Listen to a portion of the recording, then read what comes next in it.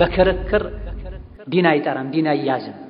በዕልም ነው ዲን የሚጠራው ዲን የሚያዘው። ምንም የማያውቁ ሰዎች እንዲህ አይነት ትልልቅ ጉዳዮች ላይ ገብተው በተከራከሩ ቁጥር ወደ ሐቁ መምጣት ይችሉ የነበሩ ሰዎችም ክርክሩ አእምሯቸውን አደንዝዞት ለሐቅ ዝግጁ አይሆኑም፣ አይቀበሉም። ዑለሞችን ቁርአን ሐዲስ የሚያውቁ የሰሐቦችን መንገድ የሚያከብሩ ሰዎችን ጠጋ ብሎ መጠየቅ ነው። መወገን እንደዚሁ በጭፍን ሰዎችን መከተል አኺራ ኬላ ላይ ያዋርዳል፣ ያሳፍራል። ዑለሞች ሂድ ሲሉ ሂድ፣ ዑለሞች ቁም ሲሉ ቁም፣ ዑለሞች ዝም ካሉ ረጋ ካሉ ረጋ በል። በዚህ መልኩ ነው እስላም እስከዛሬ እኛ ጋር የደረሰው። እኛ ሀገርም ይሁን ሌሎች ሀገሮች ላይ ሙስሊሞች ላ ኢላሃ ኢለላህ በማለታቸው ሙስሊም በመሆናቸው ብቻ ብዙ መከራዎችን ስቃዮችን እያዩ ከዚህ ግን የባሱ ችግሮች አልፈዋል። ከዚህ የባሱ ችግሮች አልፈዋል። በብዙ መቶ የሚቆጠሩ ሙስሊሞች በአንድ ቀን ታርደዋል። ዲጅላ የሚባል ትልቅ ወንዝ ኢራቅ ሶሪያ አካባቢ ያለ ወንዝ ባህር ቀለሙ እስኪቀየር ድረስ ክታቦች እዛ ላይ ተጥለዋል። በየመንደሩ በየአካባቢው ሬሳዎች ተጥለው ከተማው በሙሉ ከመሽተቱ የመጣ ሰዎች ሶላተል ጁምዓ ያልሰገዱባቸው ወቅቶች አልፈዋል። ይህ ሁሉ የሆነው ሙስሊሞች ሙስሊም በመሆናቸው ምክንያት ብቻና ብቻ። ራስህ ሁለት እግርህን ማቆም የምትችልበትን እርግጠኛ የምትሆንበትን ጥርት ያለውን እምነት ሳትይዝ ትክክለኛውንም የተሳሳተውንም ሁለቱን መቀላቀል ይማራለሁ ካልክ ተቀላቅሎብህ አንተ ራስህ ከመስመር ትወጣለህ። በዘመናችን በወቅታችን ያለው አንዱ ትልቁ ችግራችን ይሄ ነው። ለራሳቸው አቂዳን አስተካክለው ያልቀሩ ሱናና ቢድዓን ያለዩ ሰዎች ሌሎች ላይ እርማት መስጠት ረድ ማድረግ ላይ ተጠምደው እናገኛለን። ትክክለኛው አቂዳ ምንድነው? ከአቂዳ የሚያወጣው ምንድነው? ከሱና የሚያወጣው የቱ ነው? ሱናና ቢድዓ መለያው ምንድነው ብትላቸው ከራሳቸው ብዥታን ለመከላከል ራሳቸው ከጥመት ለመውጣት የሚያስችላቸውን ዕውቀት ከመሰረቱ ሳይጨብጡ የሌሎችን ስህተት ለመከታተል ሌሎችን ተሳስታችኋል ብለው ለማረም ጥረት ያደርጋሉ። ፋቂዱ ሸይء ላ يعطيه አንተ መጀመሪያ እምነትህን አጥራ። ትክክለኛውን እምነት ከቁርአን ከሐዲስ ውሰድ። በሁለት እግርህ ቁም። فاسألوا أهل الذكر إن كنتم لا تعلمون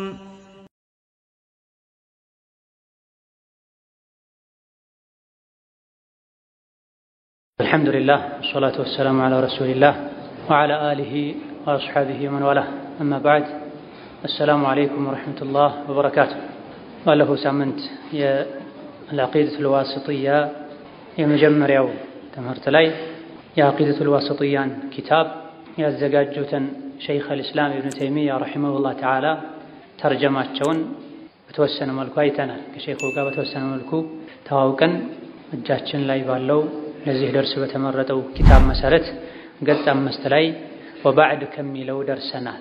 فهذه العقيدة السلفية المباركة ይህ የተባረከ ኸይሩ መልካሙ ብዙ የሆነው አቂዳ በዚህ ኪታብ ውስጥ የሚዳሰሰው እምነት السلفية ተቀደምቶች ሱሐቦች ከታቢዒዎች ከዛ በፊትም ከነቢያቶች የተወሰደ የሆነው እምነት كتبها شيخ الإسلام ابن تيمية رحمه الله تعالى شيخ الإسلام ابن تيمية الله يزن الله تشونا صفوتال أرققوتال في سنة 698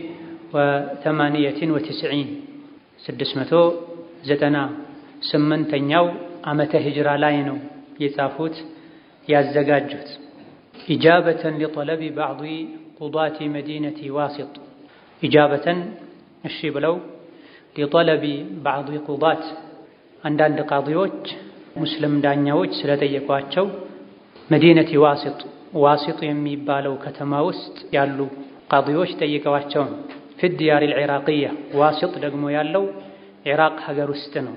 ለዚህም ነው العقيدة الواسطية የተባለው። ዋሲጥ ሀገር ላይ የሚገኙ ሰዎች ትክክለኛውን ሙስሊም ሊያምንበት የሚገባውን እምነት ምን እንደሚመስል ጽፈህ ላክልን ብለው በጠየቋቸው መሰረት ስላዘጋጁት ነው العقيدة الواسطية የተባለው። ዋሲጥያ የቦታ ስም የከተማ ስም ነው። ዋሲጥ ደግሞ ያለው ኢራቅ ሀገር ውስጥ ነው።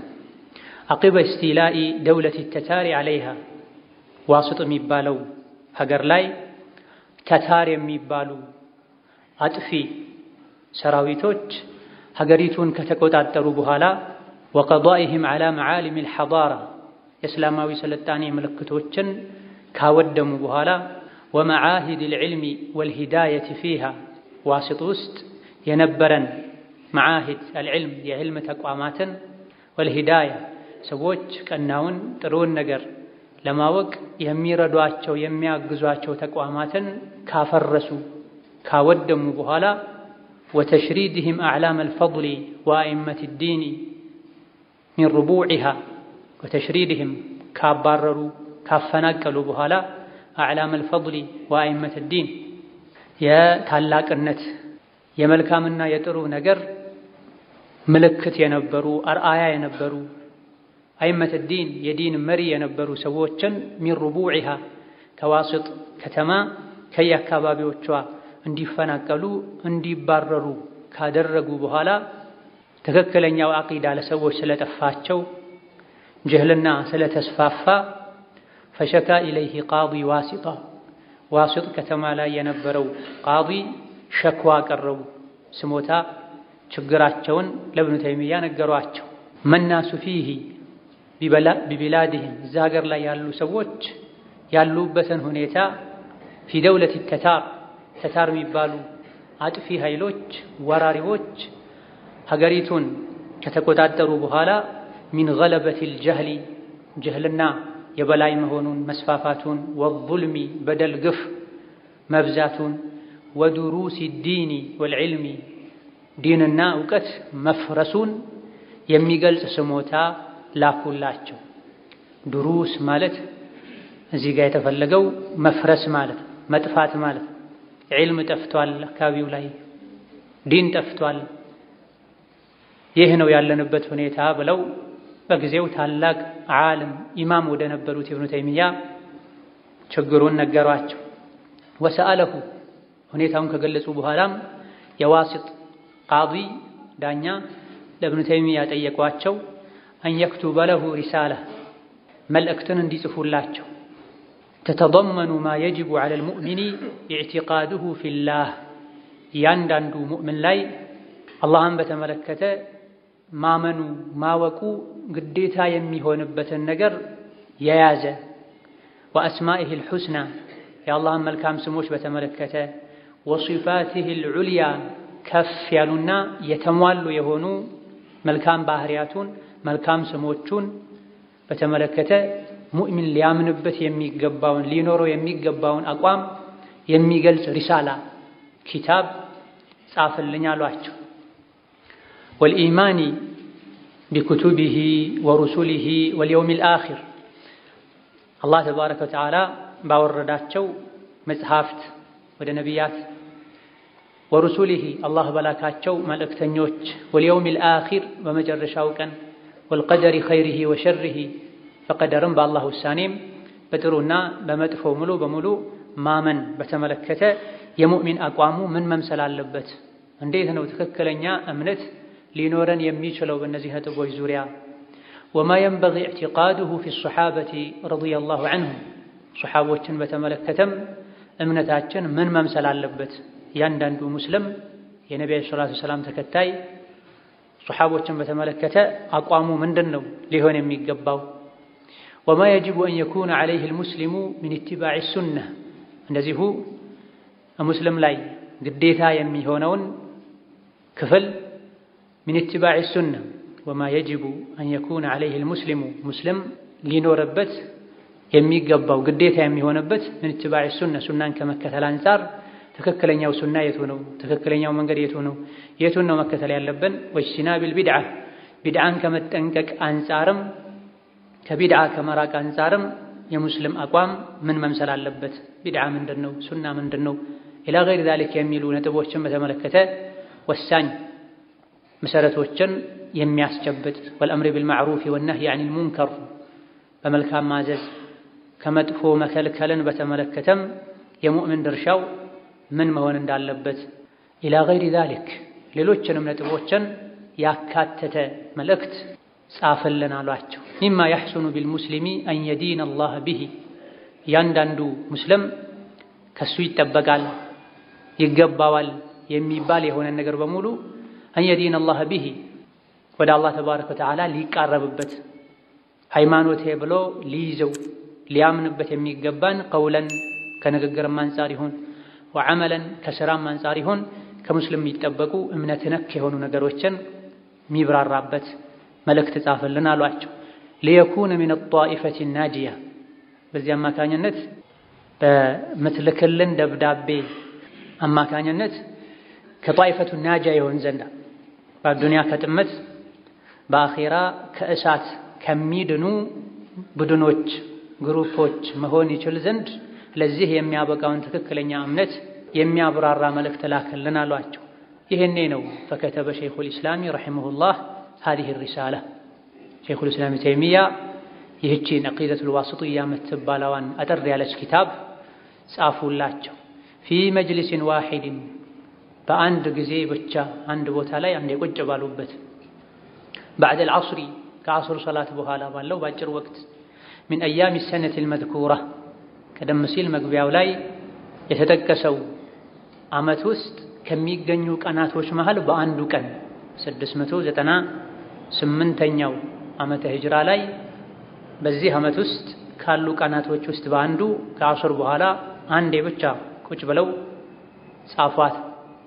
وما لبثت أن سارت بها الركبان ሼኹ ጻፉት ብዙም ሳይቆይ ደግሞ የሰው ልጆች በሙሉ ተጓዦች ከሀገር ወደ ሀገር የሚንቀሳቀሱ ሰዎች ሳረት ቢሃ መጽሐፏን መልእክቷን ይዘው መቀባበል ከአንድ ሀገር ወደ ሌላ ሀገር ማሸጋገር ጀመሩ።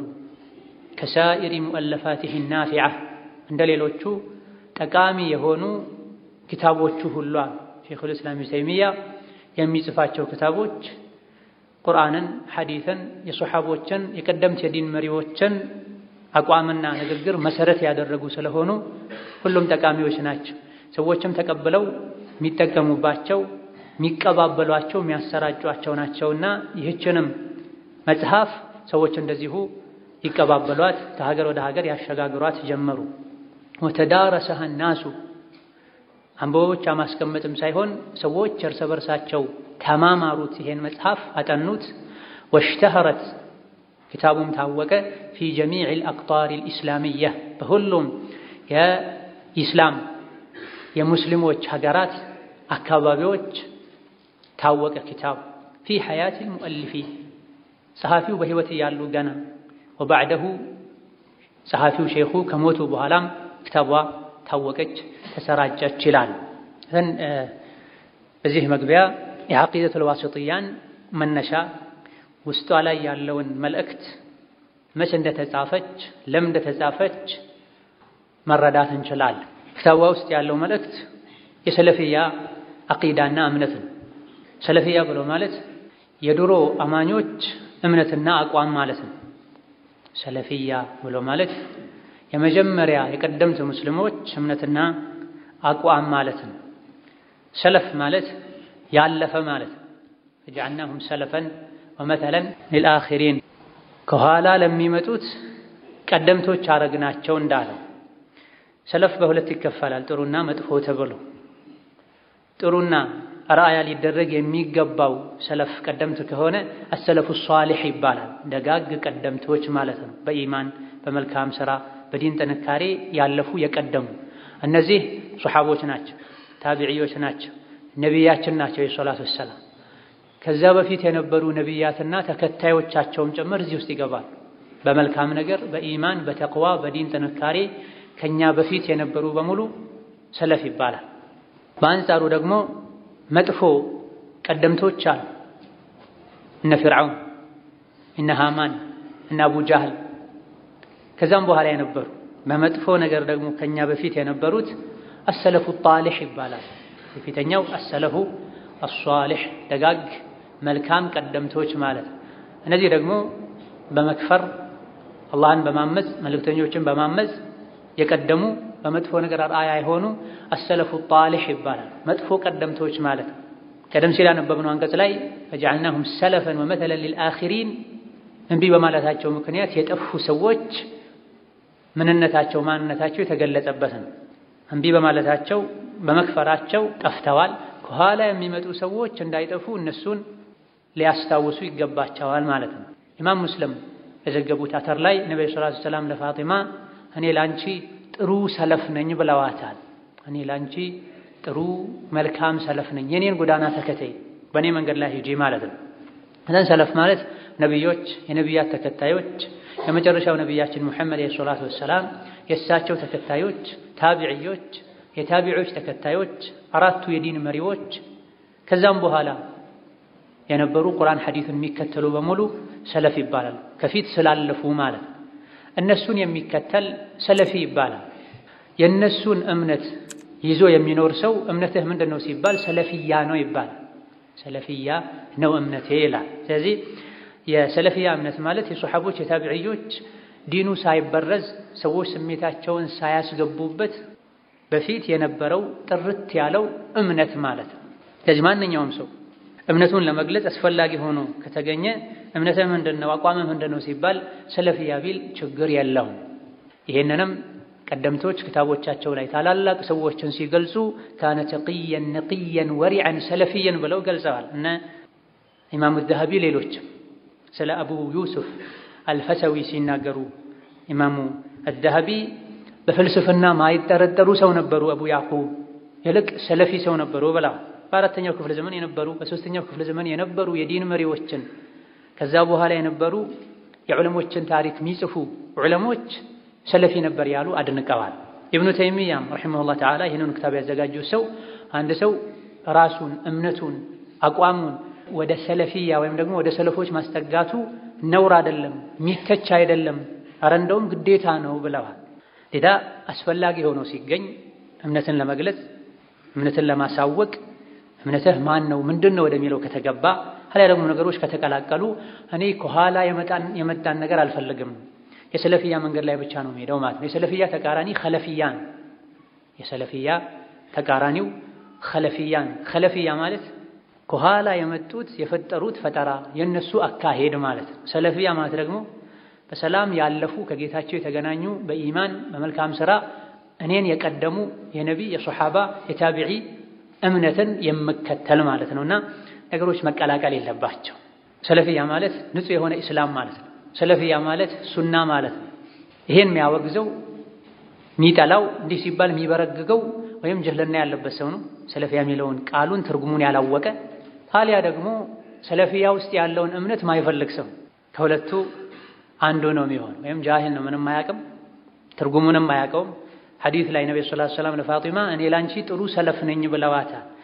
አይማዎች የዲን መሪዎች ትልልቅ አይማዎችን ሲያደንቁ አላህ የሚፈራ ሰው ነበረ፣ ፍልስፍና አያውቅም ነበር፣ ቁርአን ሐዲስን ነበር ተከትሎ የሚሄደው፣ ሰለፊ ነበር ያሉ አወድሰዋል። ሰለፊ ነኝ ማለት ይቻላል ወይ ተብሎ ታላላቅ አይማዎች ተጠይቀው ይቻላል ብቻ ሳይሆን ዋጅብም ነው እምነቶች ከተቀላቀሉ ነው ብለዋልና ይሄን ማውገዝ ወይም ጀህልና ነው።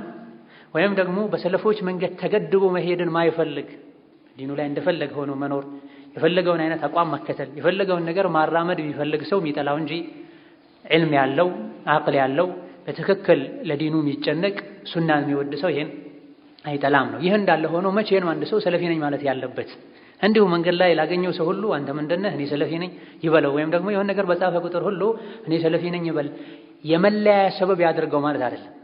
የሆነ ትልቅ የሱና መሰረት የሚባል እዚሁ ላይ ይሄ ክታብ ላይ የሚነሱ ሌሎችም ክታቦች ላይ የሚነሱ የሱና መሰረት የሚባሉ ነገሮች አሉ።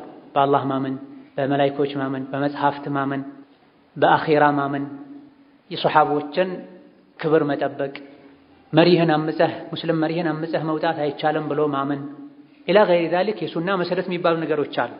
ከነዚህ መሃል አንዱን የተጻረረ ሰው አልቀበልም ያለ ሰው ካንተ ጋር መከራከር ቢፈልግ እምነትህ ምንድነው ቢልህ እኔ ሰለፊ ነኝ ትለዋል። ያንተን ይሄን አይነት ከኋላ የመጣ አካሄድን አልቀበልም ማለት ነው። ወከዛልክ ሰዎች ሙስሊም ነኝ ከማለታቸው ጋር እንደዚህ መሰረታዊ በሆኑ ነጥቦች ላይ ቢከራከሩ ቢደራደሩ ሁሉም ወደ ራሱ አቋም ቢጣራ ላላኔ አልቀበልም ይሄን፣ ምክንያቱም እምነቴ አቋሜ የሰለፊያን መንገድ ነው መከተለው። ሱሐቦች ታቢዒዎች በተለይ እስከ 300 ክፍለ ዘመን እስከ 3ኛው ክፍለ ዘመን የነበሩ ሰዎች ያልተቀበሉትን ያልተስማሙበትን ነገር እኔ አላደርግም። ኸይር ሁሉ ያለው ቀደምቶችን በመከተል ነው። ሸር ሁሉ ያለው ከኋላ የመጡ ሰዎች የፈጠሩትን በመከተል ነውና ከኋላ የመጡት የፈጠሩትን አልቀበልም። የድሮዎች በነበሩበት ነው መሄደው ማለት ይሄ ያኮራል እንጂ አያሳፍር። ዲኔ ላይ አዲስ ነገር አልፈልግም። ዲኑ ነቢ ከመሞታቸው ከ81 ቀን በፊት ተሟልቷል። ከዛ በኋላ ማድረስ ብቻ ነው ያለብን። ይሄን ዲን ለማብራራትና ግልጽ ለማድረግ ደግሞ እስከ 3ኛው ክፍለ ዘመን የነበሩት ተመስክሮላቸዋል። እነሱ የማያውቁትን አልከተልም ማለት ይሄን ማውገዝ ቁርአንን ሐዲስን ማውገዝ ነው የሚሆን። በዚህ ይገደባለሁ ማለት ቁርአን ተገደቡ ብሎናል። ወማ አታኩም ረሱሉ ፈኹዙሁ ፈኢን አመኑ ቢሚስሊ ማ አመንቱም ቢሂ ፈቀድ ኢህተደው። ሰሐቦችን አላህ ሲያናግራቸው ከእናንተ ኋላ የሚመጡት እናንተ ባመናችሁት መልኩ ካመኑ ቀናውን መንገድ ጨብጠዋል። አይ ብለው ግን ግራ ቀኝ ካሉ ጠመዋል። ጌታቸው የሥራቸውን ይሰጣቸዋል፣ እሱ ነው የሚተሳሰባቸው ተብሏል። ኢዳ አስሉ ሰለፊ ነኝ ብሎ ማመን ረሱልን፣ ሱሐቦችን፣ ታቢዒዮችን እከተላለሁ። ከዛ በኋላ የመጡ የኸዋሪጅን፣ የሙዕተዚላን፣ የቀደርያን አሁንም ድረስ ያሉ የተለያዩ ከሱና ያፈነገጡ መንገዶችን አልከተለም ማለት ይህ የሚያኮራ የሚያስደስት እንጂ የሚያሳፍር አይደለም። ይሄን ማለት ኡማውን መለያየት ይሆናል አያስፈልግም ማለትም ይሄን የሚለው ሰው አላዋቂ ከሆነ ንጹህ ፊጥራ ላይ ተፈጥሮ ላይ ከሆነ ያለው ለዲኑ መጨነቁ ነው ለኡማው መጨነቁ ነው ቢባልም ትክክል ግን አይደለም። ተለይቶ የሄደው ልዩነትን ያመጣው ይሄን መንገድ ለቆ የሄደው ሰው ሰለፊያ ማለት የሱሐቦች የታቢዒዮች መንገድ ነው ብለናል። የሱሐቦችን የታቢዒዮችን የአራቱ የዲን መሪዎችን የጥንቱን የጣዋቱን መንገድ ለቆ የሄደው ሰው እሱ ነው ኺላፍ ያመጣው። አንተ ሄደሃል እኔ ግን አልሄድም በዛው መንገድ ላይ ነው መቀጠለው ማለት።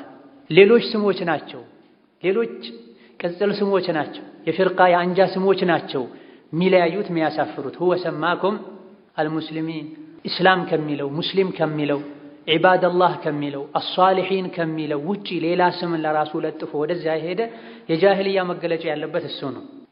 ቁርአን ላይ የአላህ ባሮችን አላህ ሲገልጻቸው ሙስሊሙን ብሏቸዋል፣ ዒባደላህ ብሏቸዋል፣ አሷሊሒን ወይም አሷሊሑን ብሏቸዋል። ሰለፊያ የሚለው ከዚህ የተወሰደ ነው። ሷሊሑን ከጌታቸው ጋር ከአላህ ጋር ባላቸው ግንኙነት ደጎች ጥሩዎች ማለት ነው። ዒባደላህ ማለት የአላህ ባሮች ማለት ነው። አልሙእሚኑን ማለት አማኞች ማለት ነው። ሰለፎች ማለት ደግሞ በዚህ ሁሉ መገለጫቸው ደጋ ቀደምቶችን ተከትለው የሚሄዱ ማለት ነው። ሙስሊምን ብቻ የሚለው አይበቃም ወይ? ይበቃል በመሰረቱ። ነገር ግን ሱሐቦችን የሚሰድቡም ከፍረዋል የሚሉም ሙስሊሞች ነን ነው የሚሉት። ቁርአን የአላህ ንግግር አይደለም መኽሉቅ ነው የሚሉ ጃህሚዮችም ሙስሊም ነን ነው የሚሉት። ሁሉም ነገር በድንገት ነው የተከሰተው ቀደር የሚባል ነገር የለም የሚሉ ቀደርዮችም ሙስሊም ነን ነው የሚሉት። ኩፋሮችን ትተው ሙስሊሞችን የሚገድሉ ኸዋሪጆችም ሙስሊሞች ነን ነው የሚሉት። ከዚህ ውስጥ የትኛው ሙስሊም ነህ አንተ? ምንም ያልተቀላቀለበት ጥርት ያለ የሰለፎችን መንገድ የመከተል ሙስሊም ነኝ ለማለት ነው። ሆኖም ይህ የሚባለው መባል ያለበት እምነትህን አቋምህን መግለጹ አስፈላጊ በሆነበት ወቅት ነው። ከዚህ ውጪ ሙስሊም ነኝ የሚለው በቂ ነው። ከዚህ ውጪ ሙስሊም ነኝ የሚለው በቂ ነው። እምነትህን መግለጽ የሚያስፈልግበት ወቅት ላይ የምንም ነገር አልቀበልም አዲስ ነገር የሰለፎችን መንገድ ተከትዬ የምሄድ ነኝ ይባላል። ዕሙመን በዚህ ዙሪያ ወጣቱ፣ ታዳጊው፣ ወንዱ፣ ሴቱ ሊጨቃጨቅ ሊነታረክ አይገባውም። ቁርአን ሐዲስን ሲቀራ የቀደምት ዑለሞችን የዐቂዳ ኪታብ ሲቀራ ኪታቡ ሸሪዓ፣ ኪታቡ ሱና፣ ኪታቡ ተውሂድ ተብሎ ተጽፏል። ካሁን ቀደም ኢብኑ ኹዘይማ ጽፈዋል፣ አላለካኢ ጽፈዋል፣ አላጁሪ ጽፈዋል፣ አቡ ዓስም ጽፈዋል። የእነሱን ኪታብ ስንቀራ ነገሩ ግልጽ ይሆናል። በክርክር ዲን አይጠራም፣ ዲን አይያዝም። በዕልም ነው ዲን የሚጠራው ዲን የሚያዘው። ምንም የማያውቁ ሰዎች እንዲህ አይነት ትልልቅ ጉዳዮች ላይ ገብተው በተከራከሩ ቁጥር ወደ ሐቁ መምጣት ይችሉ የነበሩ ሰዎችም ክርክሩ አእምሯቸውን አደብዝዞት አደንዝዞት ለሐቅ ዝግጁ አይሆኑም፣ አይቀበሉም። ዑለሞችን ቁርአን ሐዲስ የሚያውቁ የሱሐቦችን መንገድ የሚያከብሩ ሰዎችን ጠጋ ብሎ መጠየቅ ነው። መወገን እንደዚሁ በጭፍን ሰዎችን መከተል አኺራ ኬላ ላይ ያዋርዳል፣ ያሳፍራል። ዲንህን ሰዎች ሊለኩልህ ሊመርጡልህ አይገባም። ዲንህን ሊመርጥልህ የሚገባው ቁርአን፣ ልትከተል የሚገባው ነቢይን ነው፣ ሱሐቦችን፣ ታቢዒዮች የተስማሙበትን ነው። እስከ 3ኛው ክፍለ ዘመን የነበሩ ሙስሊሞች በነበሩበት መንገድ ነው የምትሄደው። ከዛ በኋላ ኺላፍ በዝቷል፣ ልዩነት በዝቷል። ሰዎች ቁርአን ሐዲሱን ትተው የግል አመለካከታቸውን ማስዋብ ማድነቅ ጀምረዋል። ሀዋ በዝቷል።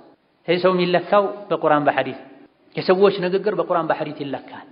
ቁርአን ሐዲስን ሁሉም ይዞት የራሱን መንገድ ማሳመሪያ ማብሪያ ሊያደርገው ይችላል። ቁርአን ሐዲሱን ስንረዳ ሱሐቦች ታቢዒዮች በተረዱበት መልኩ ሊሆን ይገባል። በሩ ዝግ ነው። በየዘመኑ በየሀገሩ አዳዲስ ነገሮች ይፈጠራሉ። ሁሉም ለኔ የሚበጀው ይሄ ነው፣ ለሀገሬ የሚበጀው ይሄ ነው፣ በዚህ ዘመን ለዲን የሚበጀው ይሄ ነው ሊል ይችላል። ዲኑ ግን ድሮ ተሟልቷል። በየትኛውም ዘመን ችግር ቢከሰት ለዛ ችግር መፍትሄው ቁርአን ሐዲስ ውስጥ አለ። ነገር ግን ቁርአንና ሐዲስን እኔና አንተ አይደለንም እንደፈለገን መንረዳው። ሱሐቦች ታቢዒዮች በተረዱት መልኩ ሊሆን ይገባዋል። ትልቁ በዘመናችን ያለው ችግርም እዚህ ጋር ነው። የትኛውም ሰው አቋም ይዝና ለአቋሙ ቁርአን ያመጣል ሐዲስ ያመጣል። ነገር ግን ይህ ለአንተ አቋም ደሊል ያደረከው አንቀጽ በማን አረዳድ መሰረት ነው? ቁርአኑን ልናምንበት ይገባል፣ ሐዲሱም ልናምንበት ይገባል። የቁርአንና የሐዲሱን ግንዛቤን በተመለከተ ልናምንበት የሚገባ ነገር አለ። ይኸውም ቁርአን ሐዲስን ስንረዳ መረዳት ያለብን ሱሐቦችና ታቢዒዮች በተረዱት መልኩ ነው መባል አለበት። በዓሊ ብን አቢ ጣሊብ ዘመን ቁጥራቸው ብዙ የሆነ 6000 ምናምን የሚደርሱ ኸዋሪጆች የሚባሉ ዓሊን ተቀይመው ዓሊ ላይ አምፀው ለብቻቸው ተገንጥለው ይኖሩ ነበር። ቁርአን የቀሩ ሶላት የሰገዱ የተለያዩ ዒባዳዎችን ያደረጉ ከሶላታቸው ብዛት የመጣ ግንባራቸው ጉልበታቸው የግመል ጉልበት መተዳደፊያ ጉልበት ክርን ይመስል ነበር። አብዱላህ ብን አባስ በጊዜው የነበሩትን ኸሊፋ የሙስሊሞች መሪ ዓሊ ብን አቢ ጣሊብን አስፈቅደው ሊያናግሯቸው ሄዱ። እንዲህ አይነት ትልቅ ጉዳይ ላይ የሆነ ስራ ለመስራት የመሪ ፈቃድ ያስፈልገዋል ማለት ነው። ዘን ብለው በግላቸው ሄደው ቢያናግሩ ችግር ቢፈጠር የችግሩ ሰለባ የሚሆኑት ህዝቦች ናቸው። የሚጎዳው መሪው ነው በሱ ኃላፊነት ስር ስላሉ።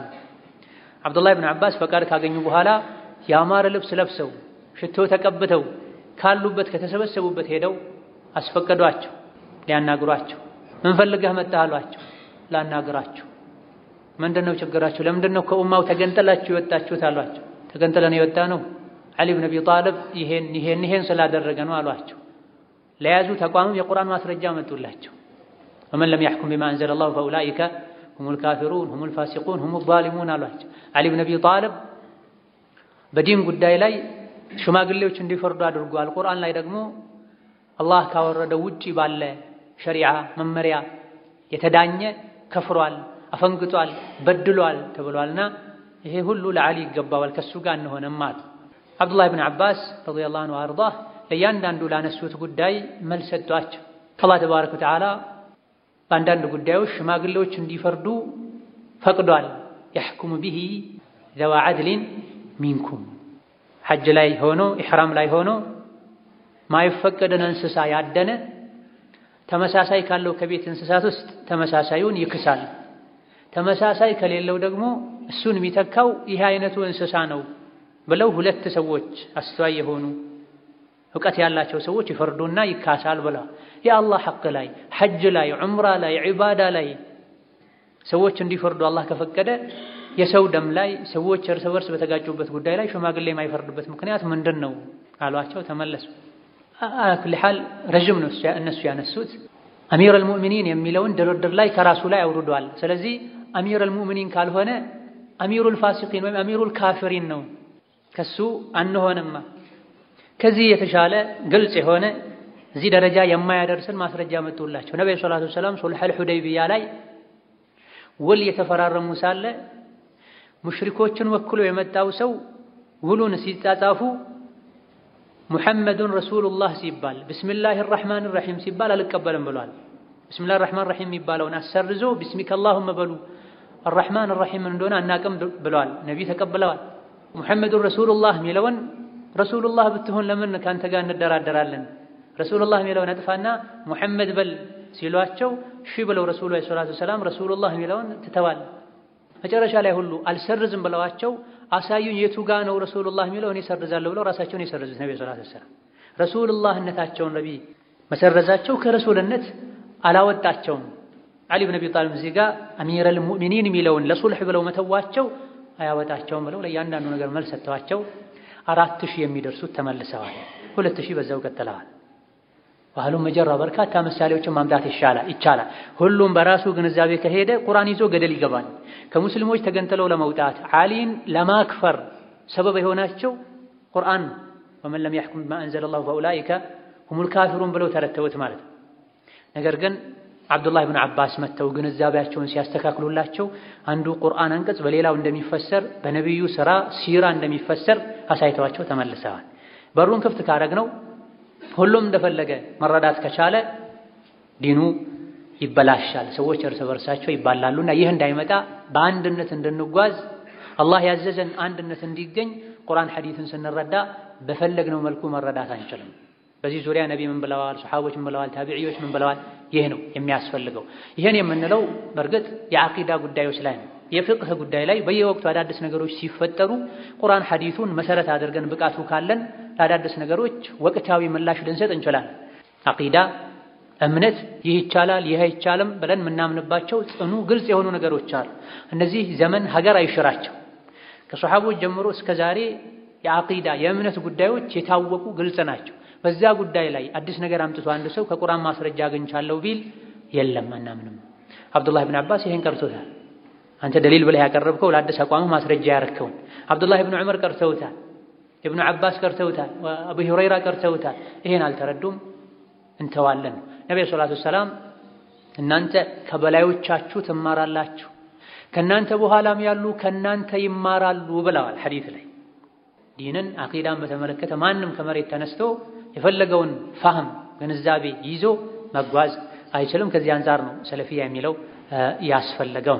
ሌላው ደውለት ተታር የሚባሉ ብዛት ያላቸው ከአሲያ አካባቢ የተነሱ አጥፊ ወራሪ ህዝቦች ነበሩ። የኢራቅ አካባቢ ላይ ሌሎችም የሙስሊሞች ሀገር ላይ ሻም ላይ ብዙ ጥፋትን አድርሰዋል። ሙስሊሞችን ኢስላምን ለማጥፋት የሚችሉትን ሁሉ ሞክረዋል። በዛ ዘመን ላይ ነው ይህ ኪታብ የተጻፈው። ኢብኑ ተይሚያ ሌሎችም ከነሱ ጋር ብዙ ጂሃዶችን አድርገዋል፣ እነሱን ለመከላከል ከወረሩት ከሙስሊሞች ሀገር ለማውጣት። ፈላህ ሱብሓነሁ ወተዓላ ሐኪሙን ዓሊም ነውና በዚህ መልኩ ሀገርን ሲያወድሙ፣ መስጂዶችን ሲያፈርሱ፣ ዑለሞችን ሲያስሩ፣ ሲያሰቃዩ፣ ሲያፈናቅሉ የነበሩ ወራሪ ተታሮች ኋላ ላይ ግን ሰልመዋል ከመሪያቸው ጭምር። እስላምን ለማፍረስ የጣሩትን ያክል መግፋት አልቻሉም። ማቆም ብቻ ሳይሆን ራሳቸው ሰልመው ለእስላም ብዙ ነገር ማድረግ ችለዋል። ዑለሞች ሲጠፉ የእስላም ጠላቶች ርብርባቸው ሲበዛ ገለበት አልጃህል ወዙልም ይበዛን። ጀህልና የሚመጣው ዙልም የሚመጣው ዑለሞች ሲጠፉ። ዑለሞች እስካሉ ድረስ ሀገር ሰላም የሆነ ሰዎች በሰላም መኖር ይችላል። ዑለሞች ሲቀንሱ አሊያ ደግሞ ነፃነት ሲያጡ ትምህርት ሲጠፋ ጀህልና ይበዛል፣ ዙልም ግፍ ይስፋፋል፣ ዲን ይፈርሳል። ወድሩስ ዲኒ ወልዕልም ዕልምና ዲን የሚፈርሰው ዑለሞች ሲጎዱ ነው። ዑለሞች ነፃነት ሲከለከሉ ነው። ማስተማር ሳይችሉ ሲቀር፣ ተማሪዎች ሲጠፉ ነው። ይሄን መፍትሄው ምንድነው? ወደ ዑለሞች መሄድ ነው። ኢራቅ ላይ ይህ ችግር ተከስቶ ነበር። ከኢራቅ በቅርብ ርቀት የሚገኝ ሌላ ሀገር ላይ አንጻራዊ ሰላም ነበርና ኢብኑ ተይሚያ የሆነ ወቅት ላይ ነፃነት ነበራቸውና ወደ እሳቸው ችግሩን ወስደዋል። ችግር ሲገጥመን መሄድ ያለብን ወደ ዑለሞች ነው ማለት ነው። ችግር ሲገጥመን ዲናችን ላይ ሀገራችን ላይ ችግር ሲበዛ መሄድ ያለብን ወደ ዑለሞች። ከችግር የሚያወጣው አንዱ ትልቁ ነገር ወደ ዲን መመለስ ነው። ወደ ዲን ለመመለስ ደግሞ የሚያስፈልገው ዒልም ነው። ሀገራችን በተታሮች ተወሯል፣ እስላም ፈርሷል፣ ዑለሞች ተፈናቅለዋል። መፍትሄው ምንድነው? አሁንም ዑለሞችን አማክሮ ዒልም፣ ዲን፣ ሰላም፣ የበላይነት እንዲመለስ ዒልምን ማስፋፋት። ፈኢዛ ጃአሁም አምሩን ሚነል አምኒ አዊል ኸውፊ አዳዑ ቢሂ። ደስ የሚል ወይም የሚያስፈራ የሚያስደነግጥ ነገር ሲመጣ ሰዎች ዝም ብለው ያሰራጫሉ። ከዚህ ተቆጥበው ወደ አላህ፣ ወደ ረሱል፣ ወደ ዑለሞች ቢመልሱት የተሻለ ነበር ብሏል አላህ ተባረከ ወተዓላ። የሚያስፈራ የሚያስደነግጥ ነገር ሲመጣ ፌስቡክ ላይ አንበትን፣ ከሰዎች ጋር ዝም ብለን አናውራ፣ ረጋ ብለን እንየው። በመጀመሪያ ደረጃ እውነት ነው አይደለም። በሁለተኛ ደረጃ ማውራቴ፣ ማናፈሴ፣ ማራገቤ እስላምን ሙስሊሞችን ይጠቅማል ይጎዳል? አቋሜስ ምን መምሰል አለበት? በፊትና ጊዜ ሰከን ማለት ነው የሚጠቅመው ለራስህም ለዲንህም። እንዲህ ነገር ተባለ እንዴት ይሄ ይሆናል? እኔ ባለሁበት እኔ ሞታለሁ፣ እንዲህ ነገር አይሆንም፣ አንተም ትሞታለህ፣ ሌላም ይሞታል። የሞትከለት ነገር ግን የባሰ እየተስፋፋ ሊሄድ ይችላል። ዑለሞችን ግን አማክረህ ከሆነ ሙት ካሉ ልትሞትም ትችላለህ፣ መስፈርቱ ከተሟላ። ዑለሞች ሂድ ሲሉ ሂድ፣ ዑለሞች ቁም ሲሉህ ቁም፣ ዑለሞች ዝም ካሉ ረጋ ካሉ ረጋ በል። በዚህ መልኩ ነው እስላም እስከዛሬ እኛ ጋር የደረሰው። እኛ ሀገርም ይሁን ሌሎች ሀገሮች ላይ ሙስሊሞች ላ ኢላሃ ኢለላህ በማለታቸው ሙስሊም በመሆናቸው ብቻ ብዙ መከራዎችን ስቃዮችን እያዩ ነው። ከዚህ ግን የባሱ ችግሮች አልፈዋል። ከዚህ የባሱ ችግሮች አልፈዋል። በብዙ መቶ የሚቆጠሩ ሙስሊሞች በአንድ ቀን ታርደዋል። ዲጅላ የሚባል ትልቅ ወንዝ ኢራቅ ሶሪያ አካባቢ ያለ ወንዝ ባህር ቀለሙ እስኪቀየር ድረስ ክታቦች እዛ ላይ ተጥለዋል። በየመንደሩ በየአካባቢው ሬሳዎች ተጥለው ከተማው በሙሉ ከመሽተቱ የመጣ ሰዎች ሶላተል ጁምዓ ያልሰገዱባቸው ወቅቶች አልፈዋል። ይህ ሁሉ የሆነው ሙስሊሞች ሙስሊም በመሆናቸው ምክንያት ብቻና ብቻ። የሙስሊሞች ታላቁ መሪ ኸሊፋ የሚባለው ከሌላ ሀገር መጥቶ በወረረው ወራሪ በካፍር እጅ ወድቆ ሙስሊሞች ያለ ገዢ ኖረዋል። መጨረሻ ላይ የሙስሊሞች መሪ አህጉርን ሲመራ የነበረው ኸሊፋ በጠላት እጅ ታርዷል፣ ተገድሏል። ከተራው ሙስሊም አልፎ የሙስሊሞች መሪ የነበረው ሁሉ ታች ወርዶ ታስሮ ተመቶ ተሰቃይቶ ተስቆበት ግምጃ ቤት ውስጥ የነበረው ቤተ መንግስት ውስጥ የነበረው ወርቅ፣ ብር፣ ውድ ንብረቶች አይኑ እያየ ተጎትተው ወጥተው ጠላት ወስዷቸው እዚህ ደረጃ ተደርሷል። በእነዚህና በመሰል አስቸጋሪ ወቅቶች ላይ እነ ኢብኑ ተይሚያ ነበሩ። የመስቀል ጦርነት ወቅት እነ ኢብኑ ቁዳማ ነበሩ። ሌሎችም ዑለሞች ምን አረጉ፣ እንዴት ተጓዙ? አቅል ያለው ሰው የሚጠይቀውና መልሱን አግኝቶ በዛ መሰረት መንገድ የሚቀርጽበት ታሪክን ነዓም ፊትናን እንፈራለን እንጨነቃለን። ነገር ግን መፍራታችን መጨነቃችን ለባሰ ፊትና በር የሚከፍት መሆን የለበትም። ዑለሞች ምን አሉ? ከዑለሞችም ደግሞ የሐሳብ ልዩነት ሊኖር ይችላል። የተወሰኑ ዑለሞች እንዲህ አሉ፣ ሌሎች እንዲህ አሉ። የቱ ነው ከሰለፎች ከሷሐቦች ጋር የሚሄደው? የቱ ነው ይበልጥ ለኡማው ለዲኑ ለሀገር የሚጠቅመው? እያንዳንዱ ሰው አቅል ተሰጥቷል፣ ስለ አቅሉ ይጠየቃል። አላህ ገንዘብ ሰጥቶ በገንዘብህ ምን አረከበት እንደሚልህ ከዛ በላይ አቅል ሰጥቼህ ነበር በአቅልህ ምን አረከበት ትባላል። የኒዕማዎች ሁሉ ኒዕማ ከኢስላም በኋላ አቅልን አቅልህን በአግባቡ ልትጠቀም ይገባሃል።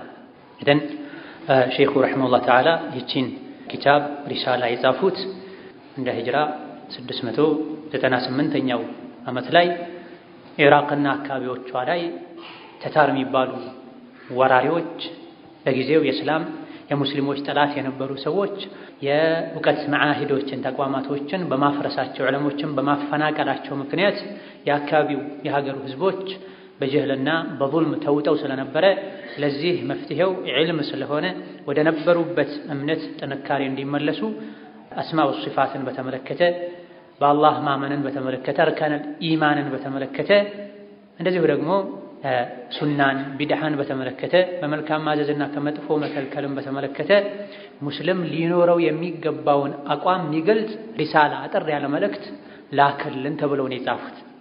ችግር ሲገጥመን መሄድ ያለብን ወደ ዑለሞች ነው ማለት። ዑለሞች የመንገድ መሪዎች ናቸው። መልፈضሉ ኢላ ሊአህሊ ልዕልሚ ኢነሁሙ ዐለል ሁዳ ሊመን እስተህዳ አዲላኡ ፈፉዝ ቢዕልምን ወላ ተጥሉብ ቢሂ በደለን ፈናሱ መውታ ወአህሉ ልዕልሚ አሕያኡ የተባለው ለዚህ ነው። ዑለሞች የመንገድ መሪዎች ናቸው። ዒልምን ፈልግ፣ ከዒልም ምንም ምትክ ሌላን ነገር አትፈልግ። እንደው የምትፈልገው በሆነ ነገር ላይ ጊዜህን ማሳለፍ ከፈለግ ትልቅ ደረጃ ላይ መድረስ ከፈለግ ዒልምን ያዝ። ሰዎች ሁሉ ይሞታሉ ዑለሞች ሲቀሩ ተብሎ ዑለሞች ሞተውም አይሞት። ኢብኑ ተይሚያ 728ኛው ዓመተ ሂጅራ ላይ ሞተዋል።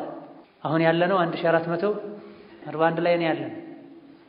ያ ሁሉ ዓመት ከሞቱ እስከ ዛሬ ከምድር ላይ ይወሳል ስማቸው በየዘመኑ በየሀገሩ።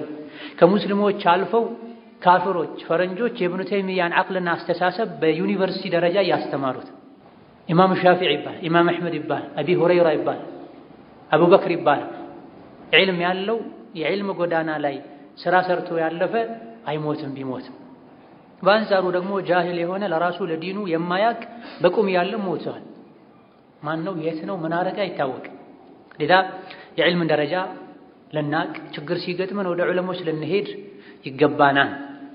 ኢዘን የዐቂደቱል ዋሲጥያ መድሙኗ ውስጧ ላይ ያለው መልእክት አርካነል ኢማንን የሚያብራራ ነው ማለት ነው። የተወሰነ መልኩ ከተጨማሪ ወሳኝ ነጥቦች ጋር ይሄን ክታብ የጻፉት ሼኹ ረሕመቱላሂ ዐለይህ በአንድ ቀን ከዐስር በኋላ ነው። ይሄንም ነው ፊ መጅሊሲን ዋሂድን በዕደል ዐስሪ ያሉት።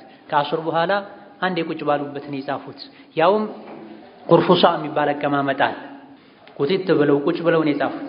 የቸኮለ ሰው ያልተረጋጋ ሰው የሚቀመጠው አቀማመጥ ነው። ተዝናንተው ሶፋ ተደግፈው ወይም ጋደም ብለው አሊያ ደግሞ ጠረጴዛ ላይ ሆነው አይደለም የጻፉት። ምንድነው የሚያመላክተው? ይሄ ከጤንነት አንፃር ብዙ የራሱ ፋይዳ አለ። ሌላም ይሄን ክታብ ሲጽፉ በዚህ መልኩ መቀመጣቸው የሚሰጠን በርካታ መልእክት አለ። ከዚህም አንዱ ይሄን የሚያክል ዘመናትን የተሸጋገረን መጽሐፍ 2-3 ቀን አስቀድመው ምጽፏቸው ርዕሶችን ሳያዘጋጁ እግረ መንገዳቸው ቁጭ ባሉበት በቀላሉ የጻፉት መልእክት ነው። ውስጡ ላይ ግን ከ160 በላይ የቁርአን ማስረጃዎች አሉ። 30 አካባቢ የሐዲስ ማስረጃዎች አሉ። ሌሎችም ወሳኝ የሚባሉ በሰፊው የሚብራሩ ነጥቦችን የያዘ ኪታብ ነው። የዕልም ጥንካሬያቸውን፣ ኢኽላሳቸውን፣ ፍጥነታቸውን የሚያሳይ ወማ ለቢተት አንሳረት ቢሃ ሩክባኑ ከሳኢሪ ሙአለፋቲሃ ሌሎችም ክታቦቻቸው እንደተሰራጩት ይህም ክታብ ተሰራጭቷል። የአንድ ሰው ዕልሙ የሚሰራጨው ኢኽላስ ሲኖረው ነው። በአንደኛ ደረጃ ውስጡ ላይ ያለው መልእክት ማይምታታ ግልጽና የሚገባ ሲሆን ኢማሙ ነወዊ ረሕመቱላሂ ዐለይህ በየቤቱ ሪያዱ ሷሊሒን፣ አርበዒን ነወዊያ የሚሉ ክታቦቻቸውን እናገኛለን። ይህን ሁሉ ተቀባይነት በስፋት መሰራጨት እንዴት ሊታደል ቻለ ይህ ክታባቸው ያልክ እንደሆነ በነበራቸው ኢኽላስ ምክንያት ነው። ለአላህ ተብሎ የተሰራ ይቀራል፣ ይሰፋል፣ ይሰራጫል ተብሏል። ኢብኑ ተይሚያም ረሒመሁላህ ተዓላ እንደዚሁ ክታቦቻቸው በየቦታው ተሰራጭተው ይገኛሉ። አቅልላለሁ ከጭፍንተኝነት ለጸዳ ሰው ግብፅ አካባቢ ላይ ከትልቅ የእስላም ተቋም የእውቀት ተቋም ለረዥም ዓመታት ተምሮ ዩኒቨርሲቲ የከፍተኛ ተቋም ትምህርቱን ጨርሶ በነበረው ቆይታ የኢብኑ ተይሚያን ክታቦችን የሚያጠለሹ መረጃዎችን ሲቀበል ቆይቶ ትምህርቱን ጨርሶ ወደ ሀገሩ የሄደ ሳለ ገጠር ውስጥ የሚኖር ገበሬ እርሻ እየሰራ የኢብኑ ተይሚያን ክታቦችን ያነባል። ሼኹ ትምህርታቸውን ከከፍተኛው ተቋም ሰዎች ከተለያየ ዓለም መጥተው ከሚማሩበት ከሚኮሩበት ተቋም ተምረው ነገር ግን የኢብኑ ተይሚያና የክታቦቻቸውን ጥላቻ ይዘው ወደ ሀገራቸው የተመለሱ ውሃ መጠጣት ፈለጉና የዚህ የኢብኑ ተይሚያን ክታብ የሚቀሩት ሰዎች ጎጆ ውስጥ ገብተው ውሃ ሊጠጡ ሲሉ ክታቡን አይተዋል። ክታቡን ሲያነቡ ካሁን ቀደም በዛ ሁሉ የትምህርት ቤት ቆይታቸው ይነገራቸው ከነበረው ተቃራኒ የሆነን ሐቂቃ እውነታ የኢብኑ ተይሚያ ክታቦች ላይ አይተዋል። የገቡት ውሃ ሊጠጡ ነበር፣ ነገር ግን የዕልምን ውሃ ጠጥተው ወጥተዋል። የሐቅን ውሃ ጠጥተው ወጥተዋል። እንዲሁ በጭፍን ነው ሰዎች የሰውን ስም ያጠፉት። ያላለውን ብሏል የሚሉት የሌለውን አቋሙ ይህ ነው የሚሉት አላህ አርሽ ላይ እኔ እንደተቀመጥኩት ተቀምጧል እያሉ ሼኹ ላይ የሚቀጥፉት ውሸት።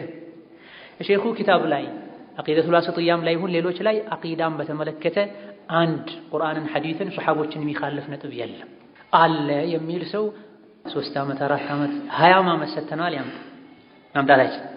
ሼኽ ኢብኑ ተይሚያ ኪታብ ላይ አቂዳን ቁርአንን ሐዲስን የሱሐቦችን አቋም የሚጻረር አንድ አመጣለሁ የሚል ማምጣት አይችልም። ዋሽቶ ለፍቆ አጭበርብሮ ካልሆነ በስተቀር ማለት ነው። ሼኽ ኢስላም ሙሐመድ ኢብኑ አብዱል ወሃብም ላይ ይሄን ነው የምንለው ነው። ኪታቡ ተውሂድ ላይ፣ ሱለት ሰላሳ ላይ፣ ከሽፍ ሹብሃት ላይ፣ መሳኢል ጃሂልያ ላይ ሌሎችም ላይ አቂዳን በተመለከተ የፍቅህ ሊኖር ይችላል። ከጥንት ጀምሮ ሻፊዒ ከአሕመድ ጋር በፍቅህ ጉዳዮች ላይ አለመግባባቶችን አስተናግደዋል። አቂዳ ላይ ግን ቁርአንን ሐዲስን ሱሐቦችን ታቢዒዮችን የሚኻልፍ አንድ ነጥብ ሊመጣ አይችልም። አቂደቱል ዋሲጥያም ላይ ይሄው ክታቡ አጭርነት 5 ቀን 6 ቀን አገለባብጦ አንብቦ ይሄ ከቁርአን ከሐዲስ ይጋጫል የሚል አንድ ነጥብ ማምጣት የቻለ ሰው እውነትም ለአቂዳ ለዲን የሚቆረቆር ሰው ነው፣ በማስረጃ የሚጓዝ ሰው። ነገር ግን ተብሏል ኢብኑ ተይሚያን ክታብ አታንብብ፣ የኩፍር ኪታብ የኢልሃድ ኪታብ በሚል የተሞላ ሊያመጣ ይችላል በተሞላው መሰረት። ነገር ግን ማስረጃን ይዞ ሊያመጣ አይችልም ነው። وهذه العقيدة مقتبسة من نور الهداية المحمدية المحضة ይህ ኪታብ ውስጥ ያለው እምነት ሙቅተበሰ ተቀንጭቦ የተወሰደ ነው። من نور الهداية المحمدية ከነቢ ሙሐመድ ሰለላሁ ዐለይሂ ወሰለም የሂዳያ ብርሃን ተቀንጭቦ የተወሰደ ነው። ከዛ የተቀዳ ነው ከቁርአን ከሐዲስ ማለት ኪታቡላሂ ተዓላ ወሱነቲ ረሱሊሂ ከአላህ መጽሐፍ ከቁርአን ከነቢ ሰለላሁ ዐለይሂ ወሰለም ሐዲስ ማለት لا تشوبها النزعات الفلسفية የፍልስፍና ዝንባሌ ያላደፈረሰው የሆነ ነው። የፍልስፍና አመለካከት የፍልስፍና ዝንባሌ አልተቀላቀለበትም፣ አላደፈረሰው። ወለል አራኡ አልአጅነቢያ ከቁርአን ከሐዲስ ከቀደምት ሙስሊሞች ባዕድ የሆነ ራእይ አመለካከትም አልተቀላቀለበትም። ከጊዜ በኋላ የግሪኮችና የሌሎችም ፍልስፍና እስላም ውስጥ ገብተዋል። በርካታ የኡሱል አልፊቅህ አዋቂዎች ዘንድ ሙተከልሞች ዘንድ ባለማወቅ ፍልስፍና እስላም ውስጥ ገብተዋል። እስላም ቃል አላህ ቃል ረሱሉላህ ብቻ ነው፣ ሰሚዕና ወአጣዕና ብቻ ነው። አላህና መልእክተኛው አንድን ነገር ከወሰኑ ካዘዙ አማኝ ወንድ አማኝ ሴት አማራጭ ሊኖራቸው አይገባም። እቺ ያልገባችኝም እቺ አትመስልም አይልም። አላህ ብሏል ሰምቻለሁ፣ ረሱል ብለዋል ሰምቻለሁ፣ ታዝዣለሁ ብቻ ነው እና ምንለው ይህ አቂዳ ሙእሚን ሊይዘው የሚገባ አቂዳ ተብሎ የተዘጋጀው ሪሳላ አልአቂደቱል ዋሲጥያ ላ ተሹቡሃ ነዛዓቱል ፈልሰፊያ የፍልስፍና ዝንባሌ ያላደፈረሰው ያልተቀላቀለበትን ወለል አራኡል አጅነቢያ ከቁርአን ከሐዲስ ከቀደምት ሙስሊሞች ባዕድ የሆነ አስተያየትም ያልተቀላቀለበትን ምን ዮናንየቲን አው ፋሪስያ የግሪኮችም ይሁን የፉርሶች ኢራኖች በዛ አካባቢ ያሉ በሽርክ ላይ የነበሩ ፍልስፍናን አቅልን ከቁርአን ከሐዲስ የሚያስቀድሙ ሰዎች ዝንባሌ ያልተካተተበት ነው። ሐታ ወላ ፊ ማዕሪድ ሙናቀሸቲሃ ወረድ ዐለይሃ የተሳሳቱ ሰዎችን የተሳሳተ አመለካከት በመመለስ መልኩ ውድቅ በማድረግ መልኩም ቢሆን እዚህ ውስጥ አልተጠቀሰም። ይሄ ትልቅ የሆነ ልብ መባል ያለበት ጉዳይ ነው። ወላ ፊ ማዕሪድ الرد والمناقشه እገሌ የሚባሉ ፊርቃዎች እንዲህ ይላሉ፣ ግሪኮች እንዲህ ይላሉ፣ በአቅል የሚመሩ ሰዎች እንዲህ ይላሉ ያሉ ውድቅ ለማድረግም ቢሆን አልጠቀሱትም። ለምን ካልክ እውቀት ስትወስድ መጀመሪያ ጥርት ያለውን ሷፊውን ሐቁን ብቻ ወስደህ ራስህን መገንባት አለብህ። ከዛ በኋላ ነው ተቃራኒውን ለማወቅ መጣር ያለብህ። ራስህ ሁለት እግርህን ማቆም የምትችልበትን እርግጠኛ የምትሆንበትን ጥርት ያለውን እምነት ሳትይዝ ትክክለኛውንም የተሳሳተውንም ሁለቱን መቀላቀል ይማራለሁ ካልክ ተቀላቅሎብህ አንተ ራስህ ከመስመር ትወጣለህ። በዘመናችን በወቅታችን ያለው አንዱ ትልቁ ችግራችን ይሄ ለራሳቸው አቂዳን አስተካክለው ያልቀሩ ሱናና ቢድዓን ያለዩ ሰዎች ሌሎች ላይ እርማት መስጠት ረድ ማድረግ ላይ ተጠምደው እናገኛለን። ትክክለኛው አቂዳ ምንድነው? ከአቂዳ የሚያወጣው ምንድነው? ከሱና የሚያወጣው የቱ ነው? ሱናና ቢድዓ መለያው ምንድነው ብትላቸው ከራሳቸው ብዥታን ለመከላከል ራሳቸው ከጥመት ለመውጣት የሚያስችላቸውን ዕውቀት ከመሰረቱ ሳይጨብጡ የሌሎችን ስህተት ለመከታተል ሌሎችን ተሳስታችኋል ብለው ለማረም ጥረት ያደርጋሉ። ፋቂዱ ሸይء ላ يعطيه አንተ መጀመሪያ እምነትህን አጥራ። ትክክለኛውን እምነት ከቁርአን ከሐዲስ ውሰድ፣ በሁለት እግርህ ቁም።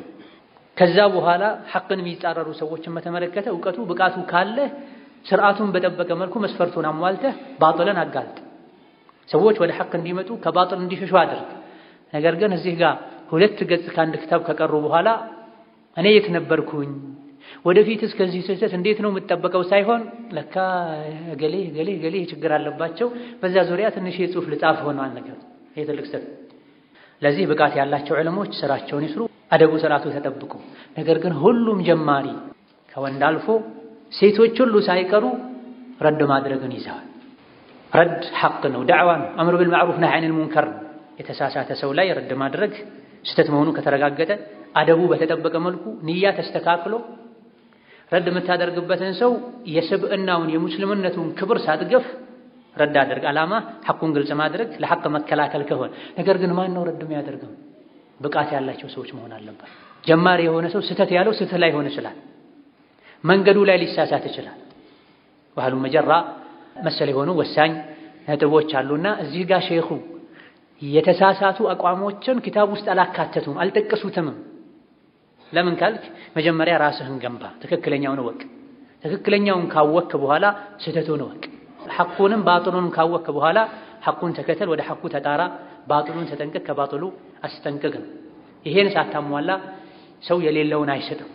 ፋቂዱ ሸይء ላ يعطيه ነው የሚባል وقد سلك فيها شيخ الإسلام أحسن الله مكافأته شيخ الإسلام ይሄን ክታብ ሲጽፉ ተጉዘዋል። አላህ ጀዛቸውን ያማረ ያርግላቸውና መስለከ ዑለማኢ ሰለፍ የቀደምት ዑለሞችን መንገድ ይዘውን የተጓዙት من أهل القرون الثلاثة الأولى في الإسلام እስላም ላይ መጀመሪያ የነበሩ የሶስቱ ምርጥ ትውልዶችን መንገድ ተከትለው ነው የሄዱት። በዚህ በምርጡ ትውልድ በምርጡ ዘመን የነበሩ ዑለሞችን መንገድ ተከትለው ነው የሄዱት። ምን በማድረግ من إثبات كل ما نص عليه الشرع ቁርአንና ሐዲስ ላይ በግልጽ የተነገሩ ነገሮችን አጽድቀዋል። غير محاول تحريف كلمة አንዲትን ቃል እንኳን ለማዛባት ሳይሞክሩ عما وضعت له في صريح اللغة ግልጽ የሆነው የቋንቋ የቃል አጠቃቀም ከሚያስረዳው ተቃራኒ የሆነን መልእክት እንዲኖረው ለማድረግ አልጣሩ። استوى ማለት ተከለመ ማለት الرحمن على العرش استوى الله كعرش በላይ ከፍ አለ አረብኛው የሚያሳየው استوى ማለት على وارتفع የሚሉ ትርጉሞች ነው ያሉት ይሄን በዚሁ መልኩ አስቀምጠው ሄደዋል ለማጣመም አልሞከሩ እንዴት አላህ ከአርሽ በላይ ነው ይባላል አላህ ከአርሽ በላይ ነው ካለን አላህን በቦታ መገደብ ይሆናል አላለም ቁርአንና ሐዲስ ላይ በግልጽ የተቀመጠውን አረብኛው በግልጽ የሚያስረዳውን ተረተው አስረድተው ነው የሄዱት አው تعطيلها عن المعنى ቃሉ የሚሰጠውን ትርጉምም ውድቅ አላደረጉም ይሄን አናቀውን ትርጉሙን استوى ማለት እንደሆነ አናቀም አላሉ للدلاله عليه نافيا كل النفي جميع شوائب التمثيل نافيا ودك አድርገዋል كل النفي ሙሉ በሙሉ شوائب التمثيل والتشبيه الله تبارك وتعالى ከፍጡራን ጋር የማመሳሰልን ለአላህ ተባረከ ወተዓላ ባህሪያት መገለጫዎች ምሳሌ ማድረግን ሙሉ በሙሉ ርቀው ተጠንቅቀው ቁርአንና ሐዲስ ላይ ስለ አላህ የተነገረን ባህሪ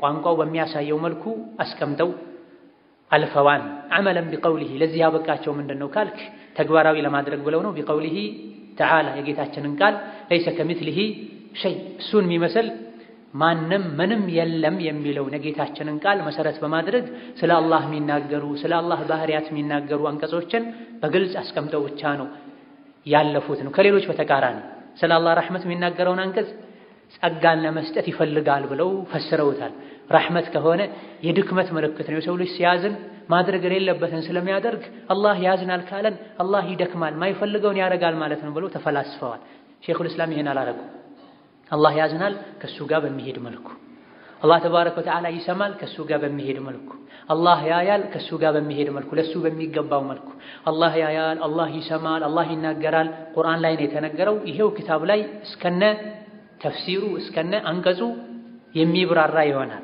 አላህ ቁርአን ላይ እንደሚሰማ እንደሚናገር እንደሚያይ ነግሮናል አላህ ያያል ይሰማል ይናገራል ካለን ከሰው ጋር ይመሳሰልብናል ይሄን አንቀበልም ለአላህ እንዳንል ደግሞ ምን ብሎናል ليس كمثله شيء አላህ የሚመስል የለም ብሏል ይሰማል ተነግሮሃል እመን ያያል ተነግሮሃል እመን ይሰማል ያያል ካልኩኝ ከሰው ጋር ይመሳሰልብኛል እንዳትል ደግሞ አላህ ምን ብሏል እሱን የሚመስል የለም ብሏል አይ ቁርአን ሐዲስ ላይ የተነገረውን የአላህን ባህሪ አልቀበልም ከሰው እንዳይመስል ካልክ ሲጀምር የያዝከው እምነት የተሳሳተ ነው ማለት ነው አላህ ከሰው ይመስላል ብለህ አምነሃል ማለት ነው መጀመሪያ واتباعا للاجماع القديم ቁርአን ሐዲስን ለመከተል እንደዚሁ ደግሞ የጥንቱን ኢጅማዕ የዑለሞችን ስምምነትን በመከተል ነው ይሄን አቋም የያዙት ቀደምት ዑለሞች ቁርአንና ሐዲስ ላይ ለአላህ ተባረከ ወተዓላ አለው ይገባዋል ተብሎ የተነገረንን የአላህን ባህሪና መገለጫ ሁሉ በተነገረን መሰረት አምነን እንቀበላለን ብለው ኢማሙ ሻፊዒ ኢማሙ አህመድ ኢማም ማሊክ አቡ ሐኒፋ ሱፊያኑ ተውሪ አውዛዒ ሌሎችም ተስማምተዋል